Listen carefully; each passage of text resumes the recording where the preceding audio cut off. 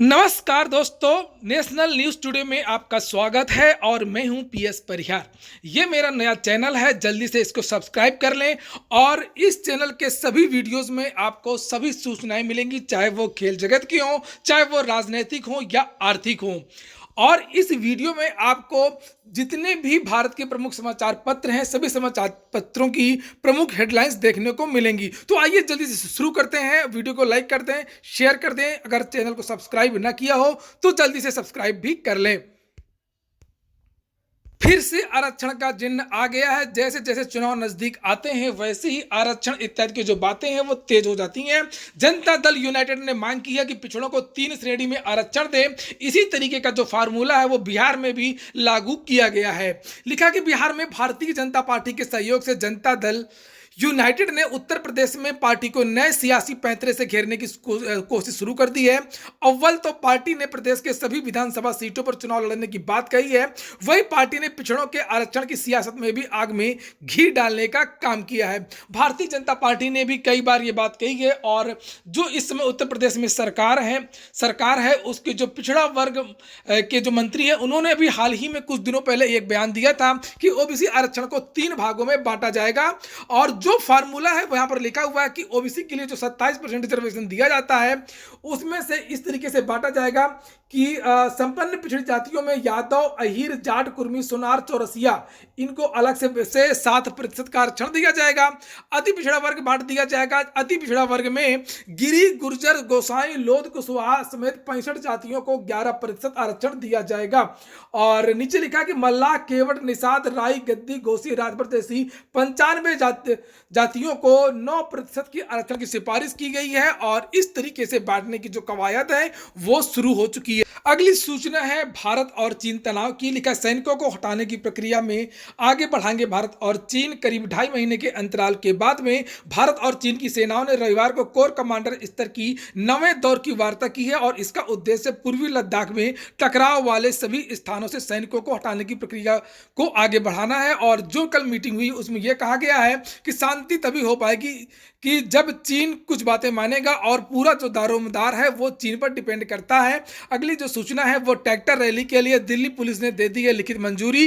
असल में किसान कल दिल्ली में अपना एक प्रदर्शन करेंगे, ट्रैक्टर की रैली होगी। ये पुलिस ने मंजूरी तो दे दी है और कहा कि आप लोग ट्राली नहीं लगाएंगे, केवल ट्रैक्टर की यात्रा करेंगे। और ये जो परेड होगी इसका नाम है किसान गणतंत्र परेड। तो याद रखिएगा, किसान गणतंत्र परेड यहाँ पर लिखा हुआ है।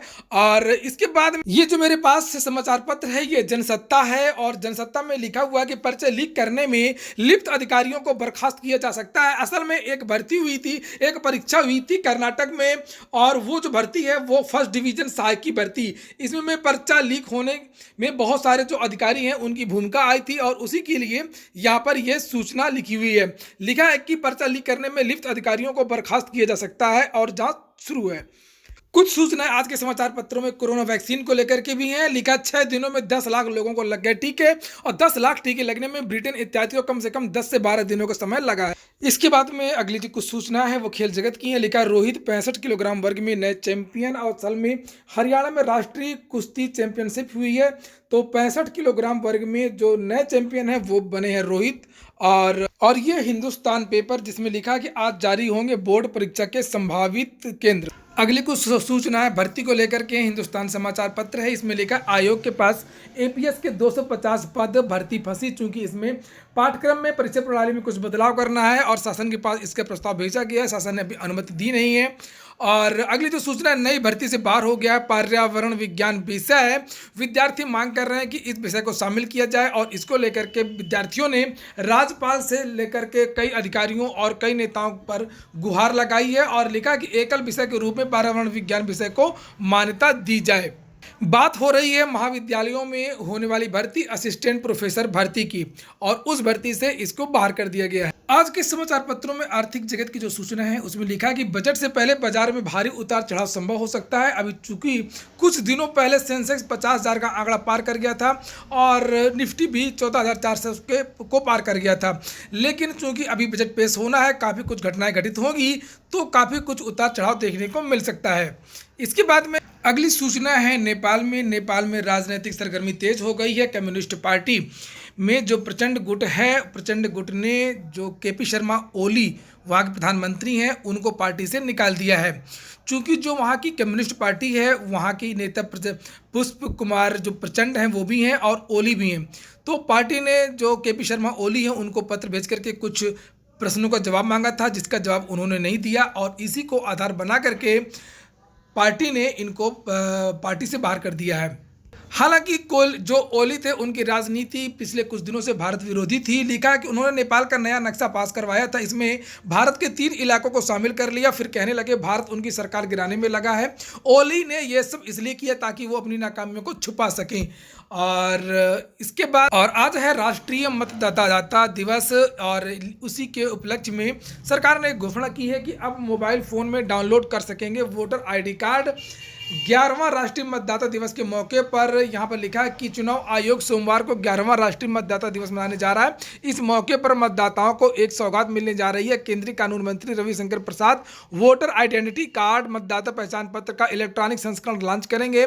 मतदाता इस इलेक्ट्रॉनिक पहचान पत्र को अपने मोबाइल फोन या निजी कंप्यूटर पर डाउनलोड कर सकेंगे। चुनाव अधिकारियों ने बताया कि इस ई मतदाता पहचान पत्र को डिजिटल लॉकर में सुरक्षित रखा जा सकता है।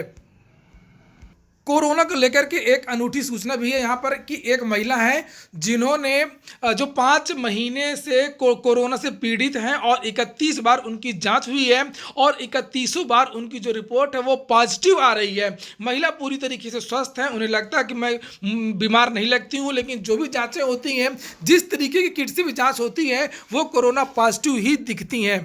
हरिद्वार में जो कुंभ मेला लगने जा रहा है उसमें प्रत्येक तीर्थयात्री को कोरोना टेस्ट की निगेटिव रिपोर्ट भी लाना जरूरी होगा और जो गाइडलाइन बनाई जाएगी उस गाइडलाइन का पालन भी करना होगा। इसके बाद में जो अगली सूचना है वो है चीन और भारत के विवाद की एक और सूचना है। लिखा ब्रह्मपुत्र पर चीन की बांध बनाने की योजना।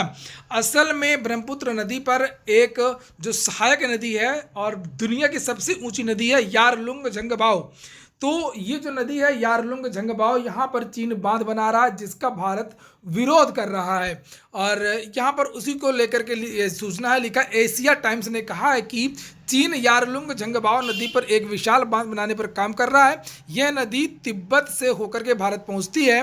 भारत में प्रवेश के बाद इसे ब्रह्मपुत्र के नाम से जाना जाता है। बांध बनाने की तैयारी के पूर्व उसने जल बंटवारे पर भारत या बांग्लादेश से कोई बातचीत नहीं की। तो ये हो गई आज की प्रमुख सूचनाएं और सूचना आपको अच्छी लगी हो तो लाइक अवश्य कर दें और इस चैनल में जो नया वाला चैनल है क्या बदलाव किया जा सकता है इसके बारे में आप लोग सलाह भी दे सकते हैं। पूरा वीडियो सुनने के लिए बहुत बहुत धन्यवाद।